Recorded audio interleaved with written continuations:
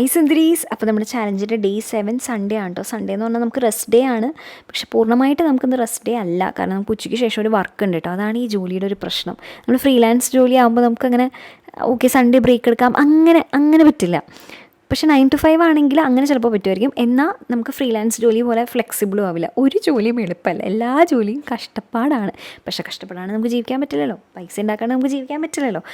അപ്പോൾ അതുകൊണ്ട് സാരമില്ല, നമ്മൾ കംപ്ലയിൻറ്റ്സ് പറയാൻ പാടില്ല. നല്ല കപ്പ ബിരിയാണി ഉള്ളപ്പോൾ നമ്മൾ ഒട്ടും കംപ്ലയിൻറ്റ്സ് പറയാൻ പാടില്ല. ഇന്ന് അമ്മയുടെ അടിപൊളി കപ്പ ബിരിയാണി ഉണ്ടായിരുന്നു കേട്ടോ. എനിക്ക് ഭയങ്കര ഇഷ്ടമാണ്.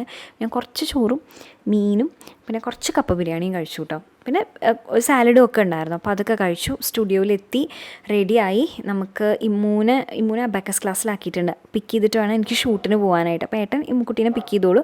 അപ്പോൾ എനിക്ക് നഴ്സറിയിലാണ് കേട്ടോ പോയിട്ട് നമ്മൾ ഷൂട്ട് ചെയ്തിട്ടുണ്ടായിരുന്നു. അതൊക്കെ കഴിഞ്ഞ് ക്ഷീണിച്ച് വന്ന് അമ്മയുടെ നല്ല അടിപൊളി അയ്യോ എന്തപ്പായിരുന്നു വട്ടയപ്പം ഉണ്ടായിരുന്നു. പെട്ടെന്ന് മറന്നുപോയി. വട്ടയപ്പം കഴിച്ച് അടിപൊളിയായിരുന്നു.